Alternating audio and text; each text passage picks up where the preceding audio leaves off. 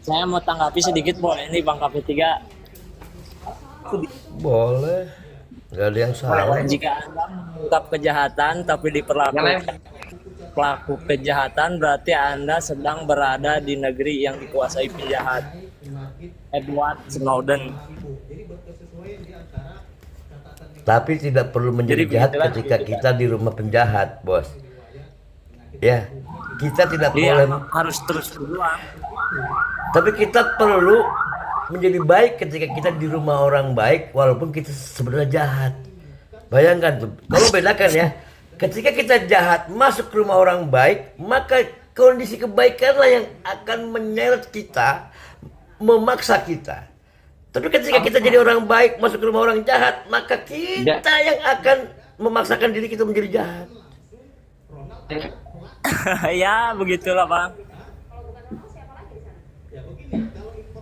Makanya di hari yang baik ini, setelah sekian panjang kita berdiskusi, izinkan saya meminta maaf kepada bangsa ini dan kepada institusi penegak hukum. Kalau saya yang pernah keras sama kalian terhadap pelanggaran-pelanggaran, tapi saya lupa, saya juga harus mengkoreksi diri saya dan kelompok teman-teman saya dan masyarakat Indonesia. Bangsa ini udah kehilangan kepatutan, Bang. Hukum apa yang nggak bagus di negara ini semuanya ada, Bang. Tapi moralnya yang nggak ada kita. Saya sedih. Bener, bukan karena saya dimaki orang, bukan saya dibohongin orang, enggak ada peduli saya, Bang, enggak. Saya nggak marah, enggak. Tapi kenapa saya yang sudah begitu mencintai perjuangan hukum tiba-tiba harus kembali kecewa seperti di awal. Kan gitu, ya kan? Di awal saya dulu juga pernah dikerjai hukum. Ini situasi yang berbeda loh, Bang. Dulu saya nggak ngerti hukum, saya dikerjain.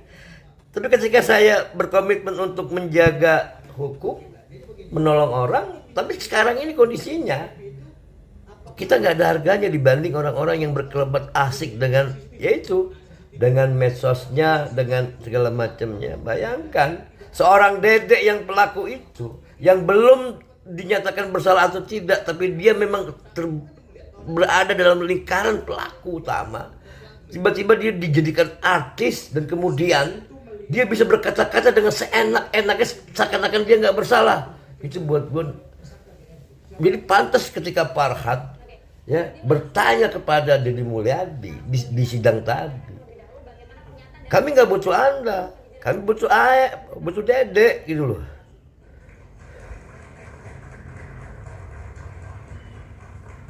Tanpa Anda pun Dede bisa. Jadi kan, dan ini ada apa sebetulnya? Siapa yang mesti kita ikutin, Bang? Jadi kalau ketika saya ngomong begini dan saya bilang udah nggak usah perlu pengacara, nggak usah perlu jaksa, nggak usah perlu, silakan datang ke Demul. Lalu tiba-tiba seorang Ferry yang bukan siapa-siapa marah-marah dengan saya. Kan goblok itu namanya.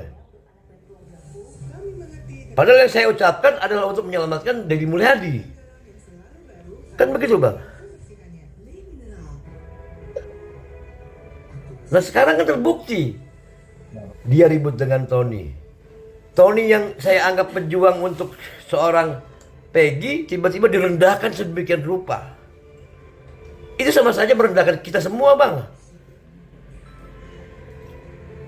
Dan gara-gara orang ini kita dipecah belah. Makanya ayo, Bang, saya mengajak kita harus kembali lagi menyelami dasar hukum kita apa, caranya gimana, dan sampai tujuan gimana, Bang. Ini ada yang salah, Bang. Ini ada yang salah. Sumpah, ada yang salah, Bang. Terima kasih, Bang. Ada yang salah. Oke, Mu dulu nih, Mu. Ini apa dari diskusi kita ini? Apa mau berbagi nih? Atau mungkin nonton dari hasil Putra PK, kemudian dengan saksi atau berkaitan jumpa pers Bang Hotman dan gabung bersama Rudiana dan timnya. Bagaimana, Mu? Bagian di atas boleh bertanya, menjawab, berdata. Iya, Bang. Setelah saya nyimak dalam kasus Vina ini sungguh luar biasa. Ruwet, Bang. Ikuti kasus ini. Sekian dan terima kasih.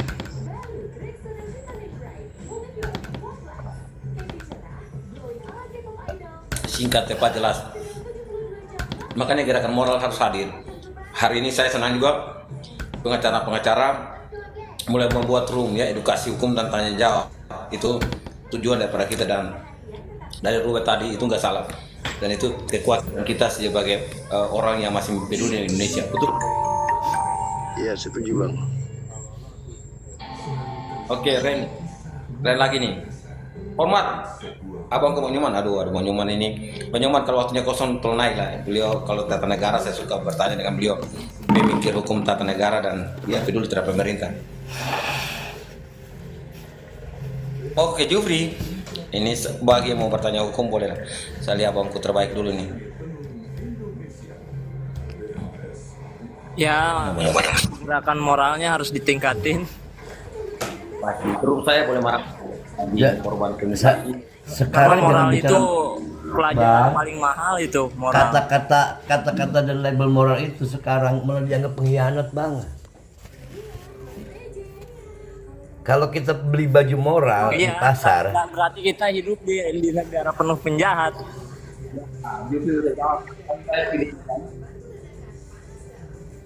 Betul sekali Bang, kita komentar kritik aja dapat batasan dari TikTok. Karena memang di negara ini ketika kita berbicara benar itu ditolak oleh mereka hanya karena imajinasi mereka gak mau hancur. Ya intinya Iya, itu betul. aja sih. Kalau dapat kadang-kadang ya Kurang budaya saling menegur pikiran. Kalau kata Rocky Gerung, bukan menegur perilaku.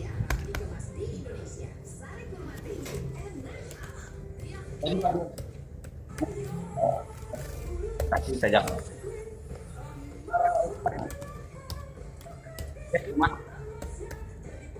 Tapi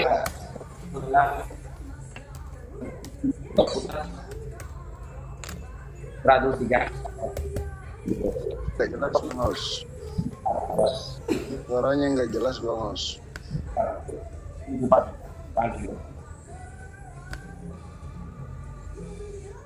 apa? ya gimana? Oke, Bang. Apa suaramu? Bagaimana, Bang? Sinyalnya ini saya lagi nggak beres ini apa wifi-nya Cirebon bener-bener sesuai dengan keadaannya hancur semua. Kayaknya gini Bang, kita perlu satu hal. Segitunya bang. Iya, kita perlu satu hal yang namanya doa mohon kutukan Bang. Kalau kata MH Najib, doa mohon kutukan. Karena kita tidak perlu lagi mengutuk kepada orang lain yang kita anggap salah, tapi kita kutukkanlah kepada diri kita sendiri yang sudah membiarkan atau terlambat dalam melakukan proses perubahan. Kita ini telat sadar Bang. Jadi ketika kita telat sadar, orang sudah berubah. Ya. Saya udah Kita sadar sudah orang lain udah berubah. sudah mau nyerah sebetulnya Bang, sumpah saya. Ketika ada berita baik saya mulai, lalu kok begini lagi. Ya Allah. Kayak kasus Surabaya, kita sibuk nyalakan hakimnya, kita lupa ya. Harusnya pencegahan itu dimulai. Penyidiknya penetap. Iya Bang.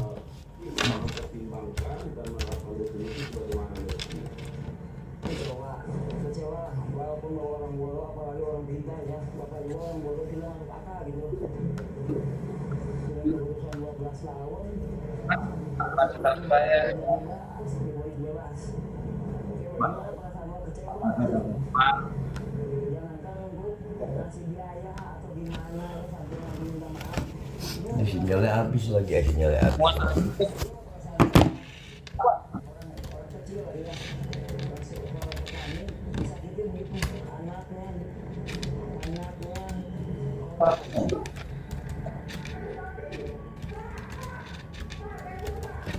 Jadi terkait kata-kata Ya, ini partai kan? Iya bang. Kenapa bang? Sinyal saya bang nggak bagus bang. Suara Sinyal saya nggak bagus bang ya? Hah? jaringan ya. Jaringan ya, iya ini. Jadi gini, ini saya mau jawab pertanyaan dulu nih. Artinya terkait dengan sidang zakat tatal yang mana ya teman-teman, inilah yang kita bisa berbagi nih. Sidang untuk membuktikan hukum ya, apakah putusan itu mengandung kekeliruan, kebohongan dan bertentangan, itu malah kita sendiri sebagai pengacara menghadirkan saksi yang mana saksi itu pernah menjadi pengacara, ya pernah menjadi pengacara dalam ya dan saksi adalah pengacara dalam hal ini ya. Kalau kita lihat sudah keluar dari jalur mau membuktikan dalam hukum luar biasa, makanya kenapa sampai hakim menuntut dengan sampaikan bahwa yang nanti memeriksa adalah hakim dari Mahkamah Agung, yaitu memang prosedurnya pengadilan tingkat pertama ya, hanya memberikan kelengkapan berkas dan mana apa yang menjadi pertentangan ya. Tapi kalau menghadirkan saksi baru kemudian sudah jauh dari amanat dari hukum luar biasa itu sendiri, syarat-syarat hukum luar biasa, maka ini yang menjadi ya keluar dari alur hukumnya sebenarnya. Oke, hormat Bang Nyoman, saya ini mohon maaf ya, ini narasumber atau pemikir hukum yang selalu saya sangat mana Bang Nyoman ini. Bang Nyoman di posisi mana Bang? Coba Bang itu dulu, undang itu dulu Bang. Ada ya teman-teman ya. Mana Bang Nyoman? Salah klik lagi.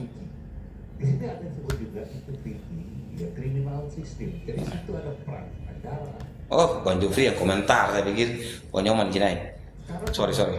Kenapa sekarang justru kakak almarhum Vina bisa bareng sama Rudiana di jumpa pers? Nah ini lebih ramai nanti suatu hari karena mereka udah jadi satu. Dan sejak jumpa pers tadi sebenarnya ada dua hal yang nanti kita berbagi di belakang ya.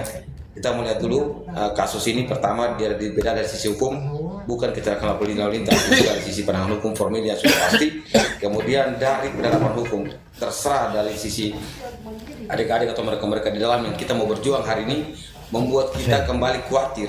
Ya, kenapa sampai hari ini saya mulai berbicara untuk menyelamatkan 7 tahanan narapidana dalam, karena saya tidak mau menjadi orang yang mana keluar dari tata cara jalur hukum. Jalur hukum itu gini teman-teman, kita melihat dari konteks hukum, fakta hukum, dan bahkan itu juga didukung oleh keluarga korban, bahkan itu didukung oleh penyidik, ya bahkan itu didukung oleh persidangan, yaitu ada berbarengan motor yang memburu, ada sekelompok orang yang dikejar, ya kemudian itu diakui oleh beberapa pihak juga.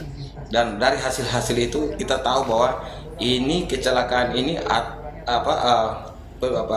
kecelakaan murni atau dampak dari pembunuhan, dan ditarik mundur jauh sebelum kecelakaan. Ada apa di situ? Intinya kan saksi-saksi yang melihat ini semua kan sudah mengakui memang ada sekelompok orang, geng motor dan lain-lain. Tapi kita nanti lihat kopas ya secara nyata bahwa kasus ini seperti apa. Dan ini kita lagi disuguhkan berita-berita yang mana kita sama-sama kawal. Apakah di kelompok pembunuhan berencana yang benar ataukah kelompok kecelakaan tunggal, dan itu harus diedukasi hukum setiap saat dalam hal pikiran hukum untuk melakukan ini. Tidak bisa ya, aduh Bang Nyoman ini kadang-kadang saya mana Bang Nyoman? Oh Mas, ini boleh saya senang kalau ada yang naik untuk meluruskan juga boleh, apalagi Pak pun beliau ini dari tim yang hari ini berjalan dengan kecelakaan tunggal luar biasa, tetap walaupun kita ya sama-sama berbeda konsep berpikir dalam hal Bang Erdilo itu tengah-tengah sekarang, dia tidak kecelakaan, tidak juga ke pembunuhan, dia tengah-tengah sekarang ya. Artinya saya bukan ini gak jadi, kenapa ya? Bentar teman-teman ya, saya ini Bang Joman mungkin akunnya lagi di stick nih, sampai tiba-tiba tidak jadi. Cobalah kita. Oh nggak bisa kayak gini. Besarin Bang Jos, besarin.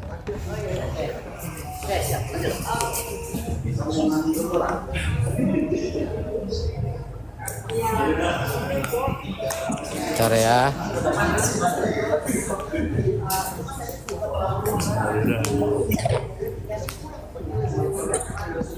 Iya, jadi dia mah nyari tenar Bisa suara saya udah bagus Bang Jos. yang kontroversi.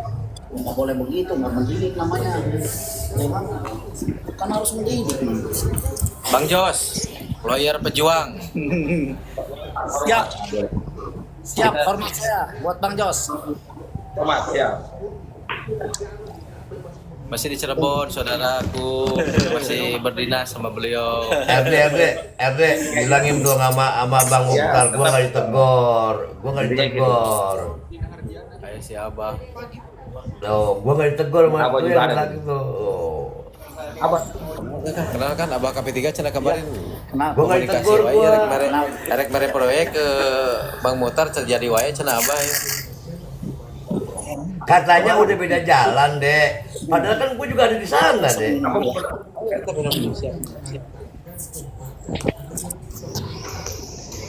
Gini, kalau kita ini menjaga Kabar ritme. hari ini sehat ya. Ya. Jadi yang saya mau laporkan ke Bang Jos ini sidang paling mantap, paling luar biasa karena saya merasa terharu ya ketika salah satu saksi yang namanya Aldi sampai mengatakan kepada publik bahwa beliau disiksa oleh Rudiana beserta seluruh narapidana. Jadi Rudiana ini menyiksa seluruh narapidana ya dengan membabi buta. Dan saya sudah rekam barang buktinya. Terus menunggu rekan yang lain kalau jadi hari ini mau bikin pelaporan ke Polda Jabar untuk Rudiana karena kejadian tadi. Terus Aldi itu menceritakan proses yang terjadi pemukulan, penyiksaan oleh Rudiana langsung dan diberi air kencing ya. Kalau saya katakan kan air kencingnya dimuntahin tuh. Aldi itu adalah orang yang dikasih air kencing yang dia telan, dipaksa itu kalau enggak digebukin gitu ya. Parah ini. Terus dari informasi berikutnya bahwa Aldi ini merasa terharu ketika menangis tadi menyampaikan pesan, Pak tolong saya mau bikin Kita pamit ya, kita siap. disuruh geser bikin. Oke siap, Ayo TV. Terima kasih banyak. Selalu hati. Oke siap. Terima kasih banyak. Mari. Yuk mari. Hati-hati di jalan. Siap. Ya, Dek. Yang tadi saya suka salah satunya dia karena tata cara penerapan hukum bertentangan yang pasal 117 ya ada penyiksaan dan lain-lain. Tetapi yang sisi pengacara yang bersaksi itu saya mungkin tidak terpendapat. Tapi dari sisi itu penerapan hukum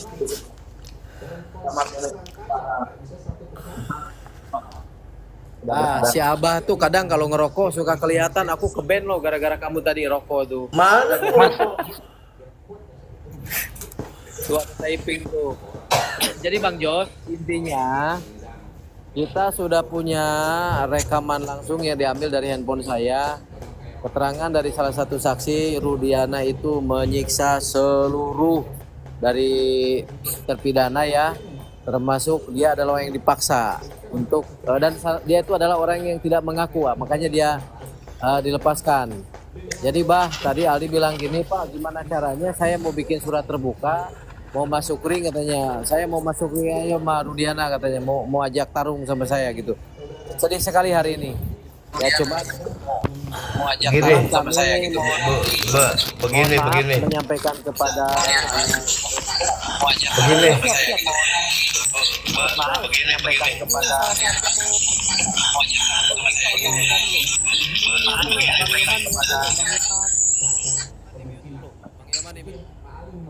ya yang lain. ini salah satu saksi ahli. Salah satu ahli yang akan besok hadir.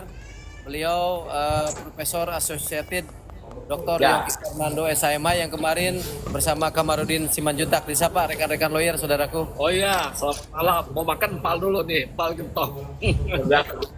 Jadi ada pesan moral, mungkin saya tanya di Banyuman, Bang Erilau, pesan moral hari ini kasus perkara Tatal, besok-besok hukum luar biasa, saksi bisa dihadirkan untuk menjelaskan penerapan hukum pasal lain. Oh. Dari kasus ini kan baru kita lihat nih saksi-saksi dihadirkan dengan terbuka dan sebenarnya hampir kalau memang diizinkan oleh pengadilan maka ini akan menjadi penerapan hukum di seluruh Indonesia dengan kasus ini. Itu aja dari saya. Gitu. Pesan moralnya Ini tidak pesan moralnya. Begini, Pak Saksi Ali. kalau pesan saya begini, Ya. sistem peradilan kita ini kalau mau baik, ada 3 hal yang harus diperbaiki. Pertama, kita berbicara tentang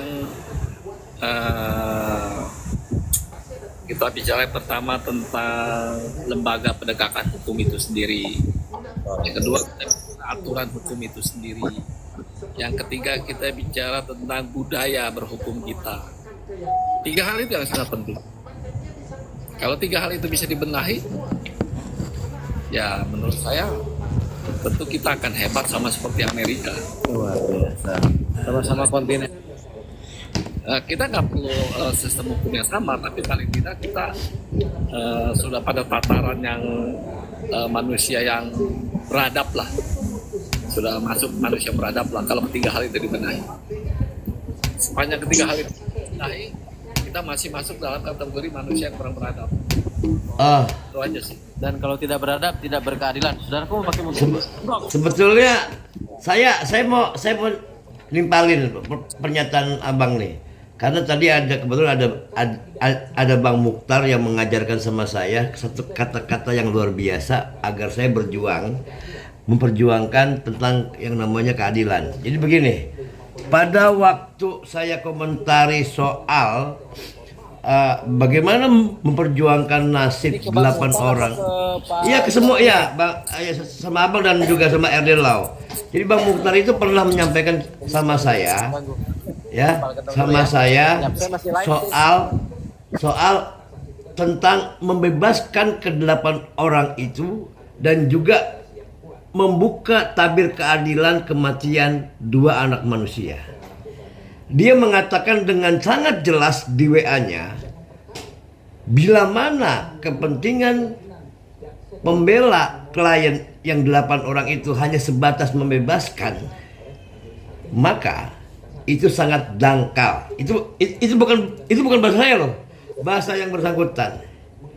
Artinya saya meneguhkan di hati saya, perjuangan Cirebon ini bukan soal Sakatata, Peggy dan teman-teman yang ada di sana, tapi ada hal yang lebih urgensi tentang keadilan hukum, penegakan hukum, dan objek hukumnya sangat jelas itu apa. Nah, kalau hari ini kemudian kita dipertontonkan, misalnya tadi RDLO bilang kita akan menghajar Rudiana. Oke, gue sepakat karena yang ngomong Rudiana bangsa itu saya juga. Tapi problemnya ketika menghajar Rudiana, konotasi yang berkembang di kepala masyarakat adalah polisi seluruh Indonesia, bos. Mohon maaf ini, di kasus Vina Cirebon ini terlalu dekonstruksinya berlebihan hanya untuk kemenangan sesaat, sementara kita tidak mengemas ini untuk keadilan bersama. Rudiana memang bangsat, tapi Rudiana ketika untuk memenangkan 1 atau 7 orang kemudian dipakai sebagai simbol kerusakan polisi, saya tidak sepakat. Harusnya tadi di awal sidang kita bahas dulu, Bang, soal bagaimana KDM yang diminta oleh teman-teman Farhad sebagai saksi fakta bersama-sama Dede tidak hadir. Itu ada apa? Dan apakah layak seorang KDM menjadi saksi? Padahal dia menghancurkan rel hukum, tidak mendudukan hukum dengan baik. Saksi bukan dibawa kepada alat hukum, tapi dibuat film sehingga seorang pelaku, gitu loh, seorang pelaku bisa jadi kayak artis dan seakan-akan nggak bersalah. Yang bersalah Rudiana. Itu namanya bangsat buat saya begitu loh. Kita nggak adil hanya karena Rudiana itu penjahat, melakukan kejahatan, sementara ini pejabat yang kemudian seakan-akan berkemanusiaan, tapi dia menghancurkan juga rel hukum. Lalu saya yang ngomong begini dianggap salah gitu. Ini nggak adil gitu loh. Kalau saya jadi polisi, saya akan tangkap yang begitu. Kenapa? Menghalang-halangi proses hukum. Loh iya, Bang. Ayo kita fair ngomong sekarang ini. Saya sudah capek ngomong ini. Capek bang. Saya dipaksa keadaan untuk menghajar polisi. Sudah berhasil, tapi semua sekarang menari-nari. Babak belur kita semua sekarang ini kan. Jangan dong. Jangan gara-gara kita ingin menang, lalu kita hajar seluruh. Jangan. Makanya Farhad top. Kenapa? Kalau saya jadi Farhad saya tambahin, hakim ini keluar buat apa? Tolong jadikan dia tersangka atau diperiksa polisi. Kenapa menghalang-halangi proses hukum? Oh, top Farhad tuh. Saya ngomong bang, terima kasih. Merdeka. Oke, Pak, ini. Ya, Bang Yoman. Ini mungkin Bang Yoman mau tambahkan pikiran ya. Dengan hal seperti ini kan kalau dalam hal langsung berjalan gitu kan, ya Bang Yoman. Ini dia mengatakan itu lebih. Tapi dari setiap ya menyatakan bahwa pidana memang dan lain. Ini kan sudah bertentangan untuk penyidik diperiksa untuk menetapkan siapa yang menerima pidana dan seperti kita bahwa hukum yang mana sudah ini bagaimana solusi bagaimana kopas kita untuk Iya. Baik, terima kasih. Selamat malam host, selamat malam Bang KP3, teman-teman Erdelau dan Jufri tadi ya, dan lapor pers ya. Selamat malam Bang. Ini Sehat selalu. ya, selamat malam, sehat selalu. Terima kasih banyak. Ya, yang menjadi menarik ya, kalau kita melihat perkembangan kasus Vina ini sangat unik ya. Hampir kita tidak bisa memetakan atau membedakan mana yang korban dan mana pelakunya. Semua pihak berlindung atas nama korban dan semua pihak berlindung atas nama keadilan. Hampir nyaris-nyaris para penjahat pun berteriak keadilan. Nah, kalau kita melihat situasi saat sekarang ini, karena masing-masing pihak coba membela diri dalam posisinya sebagai korban, dan bahkan mungkin dalam kasus ini penjahat pun berlindung di dalam ruang-ruang atau berlindung di backup oleh para lawyer untuk menjaga kepentingan selaku penjahat. Maka dalam hal ini, untuk membedakan mana yang korban yang perlu dilindungi, mata hati itulah yang paling penting dalam setiap advokat. Ini yang paling penting. Jangan sampai advokat itu melacurkan diri dalam profesi yang mulia. Ini yang bahaya. Kalau memang seandainya kecermatan dan ketepatan dan ketelitian itu sangat penting dalam seorang yang profesional, maka jangan dulu dia melakukan pembelaan secara babi buta terhadap orang yang belum tentu adalah orang yang tidak bersalah. Ini yang paling penting. Karena kita melihat dalam beberapa perkembangan informasi yang disampaikan oleh para lawyer dalam kapasitasnya subjektif terhadap orang yang dia bela, ini membingungkan para publik. Maka saya sepakat apa yang disampaikan oleh KP3. Kalau memang kita menemukan satu kebenaran, maka kebenaran itu disalurkan pada tempat dan wadah yang tepat. Karena negara ini sudah berpikir keras untuk membuatkan wadah-wadah itu sebagai menampung aspirasi. Sehingga tidak semacam ruang film yang dipaparkan secara terbuka. Saya tidak mau menjustifikasikan apakah tindakan-tindakan orang itu salah. Tapi saya hanya menyatakan bahwa tindakan-tindakan itu adalah tidak tepat. Misalnya, ketika ada informasi baru, seorang Dede mendisklaimerkan informasi keterangan yang dulu dia pakai yang menjadi pertimbangan hukum memberatkan seseorang, maka ketika dia menganulirkan keterangannya itu, maka dia harus menyampaikan kepada pihak yang benar, bukan kepada orang yang tidak memiliki otoriti. Saya pikir ada niat yang bagus yang dilakukan oleh Pak Dede, tetapi tidak tepat ketika dia menyampaikan kepada orang yang tidak memiliki keputusan apapun dalam keterangannya. Saya pikir lebih baik Kang Deddy itu bisa menggiring atau membangun pemahaman kepada Dede itu untuk menyampaikan kembali kepada Propam dalam hal ini. Jadi kalau saya mengetahui tentang kejahatan, itu saya tidak memiliki kemampuan untuk menangkap. Karena apa? Saya tidak memiliki otoritas. Artinya, segala informasi yang sangat penting dalam kasus kriminal, maka keterangan itulah sah dia sampaikan secara projudisia di hadapan penyidik. Jadi itulah yang menjadi kegaduhan saat sekarang ini. Semua orang menjadi juru bicara. Semua orang menggunakan argumentasi membela secara subjektif, walaupun sebenarnya ada batasan pembelaan.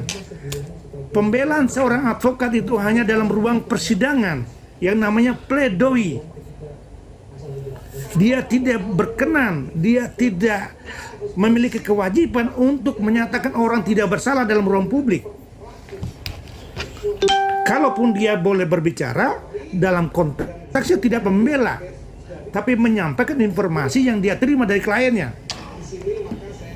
Supaya jika kliennya terbukti di kemudian ternyata salah, sebelumnya dia menyatakan tidak salah atau tidak melakukan satu kejahatan, maka lawyer jangan diidentikan dengan kejahatan yang sama yang dilakukan oleh kliennya. Maka kita harus mempertahankan integritas. Dan lebih jauh dari soal ini, lawyer juga mempunyai tuntutan moral, bukan hanya hakim saja.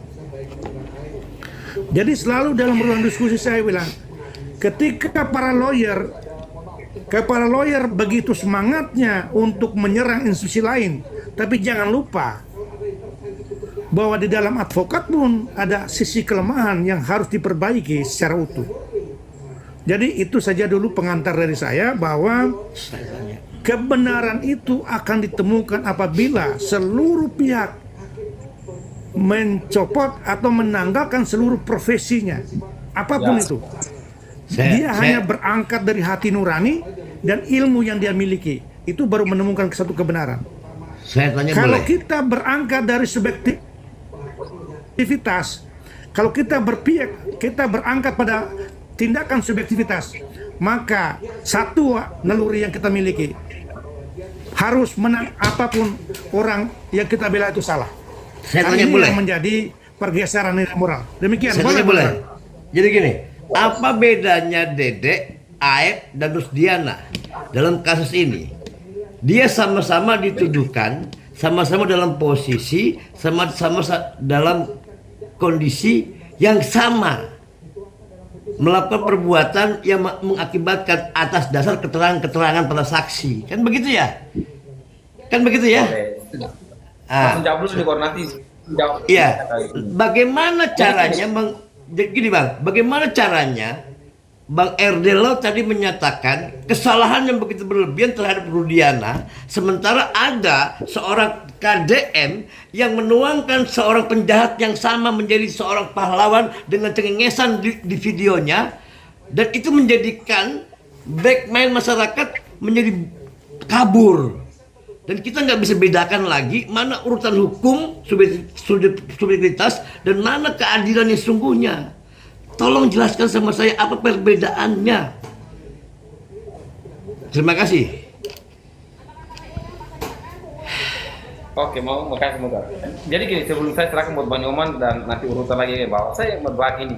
Sebenarnya pertanyaan Abah tadi itu sangat keren itu. Jadi buat teman-teman, Dede, Aep, dan Rudiana, apa bedanya? Mereka itu kan satu dalam konsep berpikir, bersaksi. Dede dan Aep bersaksi atas dasar perintah Rudiana. Tetapi mereka bukanlah saksi fakta orang yang melihat kejadian itu. Pertanyaannya, apakah mereka bersaksi berdasarkan kejadian atau berdasarkan ajakan? Itu aja. Jadi pasti teman-teman akan lihat dari jauh. Jangan sampai karena pengaruh pernyataan Dede lalu kita menyatakan bahwa ini adalah kasus kecelakaan tunggal. Yang kita butuhkan adalah fakta yang sebenarnya. Bang Nyoman, gimana pertanyaan tadi ini? Ini menarik. Sebelum saya itu dia tahu dan ini. Iya,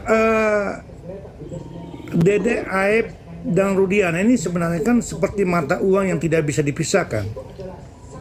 Terlebihnya pada Dede. Karena apa? Mata uang yang tidak dipisahkan. Sisi lain, Dede itu adalah bagian dari konspirasi di mana menyusun keterangannya membahayakan nasib orang lain. Itu yang pertama. Sisi lain, artinya dalam tindakan itu adalah dia seorang pelaku kejahatan. Dalam sisi lain, yang kita perlu hargai adalah dia mengungkapkan kembali kebenaran dan menyesali apa yang dia telah lakukan. Itu pertobatan dalam sisi iman. Kalau tobat Bang, kalau dia sengaja untuk menghilangkan hukum gimana Bang? Dia pura-pura tobat supaya dia ringan. Sebentar Bang. Sebentar gini Bang. Ini kan kita lihat dua sisi mata uang. Artinya sisi lain kita menyatakan tidak tolerir terhadap sikap hukumnya. Bahwa hukum itu tegas, apa yang dia lakukan itu membahayakan, keterangan dia itu membahayakan orang lain, memberatkan dalam vonis itu sisi hukumnya. Sisi lainnya adalah kesadaran moral dia menyadari apa yang dia telah lakukan dan dia mengungkapkan kejujuran. Nah itu kita hargai itu jujurnya. Tetapi perbuatan pidananya itu tidak bisa kita kesampingkan. Itu maksud saya itu Bang. Ada dua sisi. Tapi gini Bang, sebentar dulu. Gini, Bang. Tapi mereka bertiga belum melalui proses pengadilan. Mereka belum tentu bersalah. Mereka bukan penjahat yang sebenarnya, baru dugaan, Bang. Artinya, jangan juga kemudian karena kita ingin menang, Farhad ingin menang, lalu Farhad menjustifikasi Rudiana bangsat, sementara Dede dan KDM bukan bangsat, gitu loh. Padahal sama-sama dekonstruksi hukum. Ayo kita fair, gitu loh, Bang. Jadi biarkan Ayoman ini sudah masuk. Saya kita pikirannya sama. Mereka berdua itu kalau mau merubah putusan ingkrah tadi harus diuji di pengadilan. Biarkan Bang Yoman selesai. Karena saya kan kita sepahami satu visi-misi. Dede, Ayep maupun ini semua harus diperiksa untuk membuktikan masing-masing punya pernyataan. Tapi kasus ini tetap secara formil adalah pembunuhan berencana. Secara analisis tetap pembunuhan berencana dan mungkin secara fakta pembunuhan berencana. Bang Yoman lanjut Bang Yoman. Iya, yang saya sampaikan tadi adalah dua sisi mata uang yang tidak terpisah dalam sebuah subjek hukum itu. Orang itu, satu, dia melakukan satu pelanggaran yang sangat fatal yang mengakibatkan orang lain jatuh sebagai terpidana. Sisi lain, kesadaran moralnya itu adalah dia menyadari kembali bahwa apa yang dia lakukan itu berdampak kepada orang lain, bahwa dia mengaku sebenarnya informasi di Dede ini sebagai tampung adalah fakta baru. Informasinya terlepas dia itu dulunya penjahat, hari ini kita mengakui sebagai fakta baru. Nah, di dalam tindakan pidana itu namanya justice collaborator. Orang korupsi juga kalau dia membongkar korupsi yang secara utuh kepada pihak penyidik, itu justice collaborator, makanya pertimbangan meringankan dia. Ini yang Bang, kita hargai dalam konteks hukumnya. Betul Bang, nah, tapi kalau Dede didaftarkan, saya tidak mau, begini. Kalau Dede didaftarkan dalam proses hukum ini kan dia tidak didaftarkan Bang. Ini yang salah. Tapi begini Bang, kita kan belum lihat nih perkembangannya. Harusnya daya tangkap para penyidik dalam hal ini Polri itu lalu cekat terhadap informasi-informasi itu. Ini kan daya tangkapnya terlambat. Harusnya informasi yang sudah diviralkan hasil wawancara KDM itu adalah menjadi menarik bagi Polri. Ini adalah fakta baru gitu loh. Nah sampai saat ini kan belum. Artinya begini, kalaupun belum diuji di persidangan, kita tidak menyatakan bahwa itu ada kebenaran. Tapi hari ini ada fakta baru. Diskusi sama saya tambah lagi Bang. Betul, memang ini kesalahan penyidik yang lamban Bang. Tapi perlu Abang ingat, saya minta maaf sekali lagi sama penyidik dan polisi Polri lah. Demi Tuhan saya minta maaf. Kenapa? Gara-gara kamilah kalian lamban, kalian takut, kalian bingung untuk menjalankan tugas kalian. Sekarang izinkan saya minta maaf, lakukan tugas kalian. Barang siapa yang menghambat hukum, mau dia main-main, tangkap saja. Demi hukum, itu saya. Oke, apa dan ini ada lapor pers dengan ini dulu, mau Sami. Gak enak ini.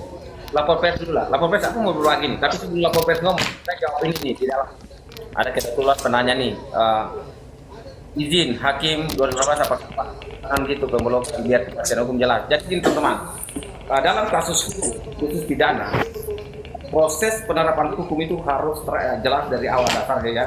jangan kita salahkan hakim, tetapi hari ini kita memberikan kewenangan hukum terkait dengan Rudiana dan penyidik. Makanya dalam hal tata cara hukum yang diatur dalam hal tata cara pemanggilan, pemeriksaan, yang tadi saya edukasi hukum, sampai pada yang tersangka itu harus menjadi dasar yang jelas.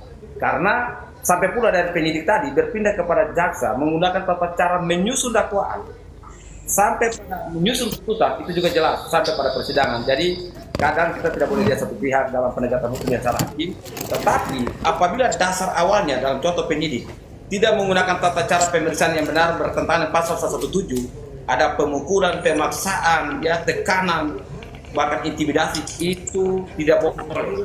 Kemudian dalam tata cara penyitaan dan lain-lain yang sebesar berbagi, itu tidak boleh. Tata cara pemanggilan pun, teman-teman, itu wajib harus ada, ya. Tata cara pemanggilan. Dan saya mau berbagi tata cara pemanggilan dari saya edukasi hukum kepada teman-teman, ya, yang mana biasa kan kalau di rumah saya bilang buka pasal dari KUHP itu dengan jelas diatur dalam pasal 216, baca teman-teman mengerti. Kemudian dalam hukum acara pidana tata cara pemanggilan sudah jelas, pasal 112 itu ya 112, 1927 itu jelas. Kalau si tersangka atau tersaksi tidak hadir termasuk kasus-kasus seperti ini, maka bisa upaya paksa dalam pasal 212. Itu supaya teman-teman tahu, itu mekanisme yang kita mau edukasi hukum buat rakyat Indonesia. Kalau contoh dipanggil langsung sudah tersangka atau tanpa ada klarifikasi langsung diperiksa baru satu kali, itu tidak boleh. Dan apalagi ada tekanan-tekanan yang dipukul, dikincing, yang hari dibuktikan dalam tangan yang sudah menjadi alat bukti, itu karena dia sudah bersumpah. Itu penting ya. Kalau dilaporkan Rudiana bisa kenal, karena hari ini harus diuji di persidangan. Gitu. Itu karena kita bahas hakim, mekanisme dari penyidik ya sampai pada penuntut umum, itu jaksa, sampai pada pengadilan. Kita mau kopas setiap hari, ya gitu. Oke Bang Joman, ini kita serahkan mau lapor pes. Lapor pes, mana itu lapor pes? Oh iya, Assalamualaikum, malam semuanya. Assalamualaikum warahmatullahi wabarakatuh. Ya Pak Nyarman Rai, saya sering dengar nama kita, ada yang biasa nyebutin nih. Baru malam ini saya bisa ngobrol. Begini Pak Nyarman Rai, sebetulnya apa yang berkembang saat ini di di kasus Vina ini Pak Nyarman Rai, itu sebetulnya bagaimanakah? Karena kan sebetulnya sudah ingkrah awalnya. Nah, setelah ingkrah ini, tapi ternyata kasus ini dimulai lagi oleh pihak Polri, penyidiknya. Bukan penyidik lama, tapi penyidik baru. Nah, masalah penyidik lama dan juga hakim-hakim dan jaksanya itu bagaimana kalau dari sisi pandangan hukum itu? Kalau apakah kasus ini adalah akan dimulai dari titik nol lagi, ataukah melanjutkan dari apa yang telah dikeluarkan oleh pihak Polda Jabar? Bagaimana pendapat Pak Nyarman Rai? Jadi saya jawab singkat dulu nih baru. Jadi gini teman-teman, hanya pertanyaan gini kan harus kita kopasnya dari sisi aturan. Dari sisi SMA nomor 7 dan surat edaran Mahkamah Agung itu hakim tidak bisa ya dituntut ya dalam hal-hal pidana. Kemudian baca di dalam setiap saya edukasi, baca di dalam pasal 50 dan 51. Dalam pasal 50 dan 1 itu dua maknanya. Satu, lama 50 atas dasar perintah pimpinan, dan kedua atas dasar perintah undang-undang. Penyidik menjalankan perintah pimpinan, makanya kenapa saya berbagi. Kalau penyidik yang menjalankan perintah pimpinan dan perintah undang-undang tadi harus melakukan tata cara hukum acara benar. Ya, tata cara pemanggilan dan pemeriksaan. Kalau mereka bertabrakan dengan tata cara pemanggilan, maka merusaklah hukum itu. Sampai pada jaksa sudah jadi rusak. Kalau rusak jadi dasar, terus sampai di sidang merusak. Nah, kalau dalam perbuatan sewenang-wenang ini berdampak pada peradilan sesat, siapa yang mau mengadili mereka? Pasti tidak ada. Kalau Rudiana hari ini oke lah kecelakaan tunggal, penyidiknya pasti kode etik. Tapi pidana apa yang menggiring mereka? Ya kalau memang menghalangi penyidikan, oke lah mungkin polisi punya kewenangan. Tetapi inilah hukum positif harus dibuat. Dalam arti gini, makanya saya selalu berbagi dalam edukasi hukum. Kenapa harus ada badan investigasi nasional, penyidiknya sendiri lalu memeriksa perkara kayak gini? Supaya jangan penjahat konstitusi. Hari ini penjahat konstitusi itu ada orang-orang seperti ini, merusak tata cara hukum dan undang-undang. Mereka terlalu legal melawan hukum itu sendiri. Banyoman, lanjut Banyoman. Baik, terima kasih. Apa yang ditanyakan oleh pelapor tadi ya, lapor pers ya, Bang ya? Betul Pak Nyarman. Iya Bang, salam hormat. Apa yang ditanyakan tadi sudah dijawab sebagian oleh host. Dan saya coba menambahkan lagi, ini adalah pertanyaan yang sangat baik ya, karena alasan-alasan putusan telah berkekuatan hukum tetap atau ingkrah ini sebenarnya alasan dasar perlindungan para pendosa sebenarnya. Jadi para penyidik itu berlindung bahwa ini kan sudah ada kepastian hukum. Kalaupun kami penyidik salah, kenapa jaksa juga salah? Lalu hakim juga memutuskan salah. Ada dalam kejahatan-kejahatan tertentu itu bersifat blueprint, Bang.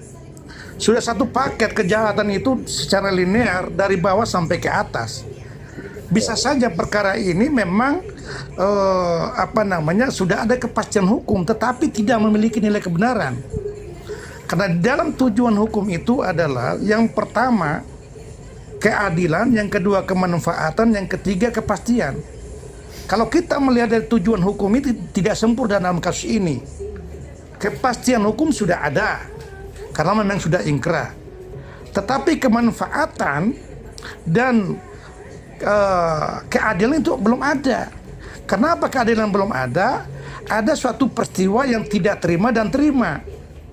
Bagi keluarga Vina sudah terima, dianggap sudah adil. Tetapi bagi para pelaku yang sebenarnya mereka bukan pelakunya, menganggap tidak adil. Artinya ketidakadilan itu hanya sebuah nilai yang tidak bisa sama sekali harus sama dalam pandangan. Jadi menurut saya seperti apa yang ditanyakan dulu, polisi tidak berlindung atas nama perkaranya sudah ingkrah. Karena di dalam perkara yang ingkrah itu tidak mengandung nilai kebenaran sebagai hakikat yang paling mendasar. Maka saya bisa juga menjadi seorang pembunuh yang paling sempurna dengan syarat saya menjadi seorang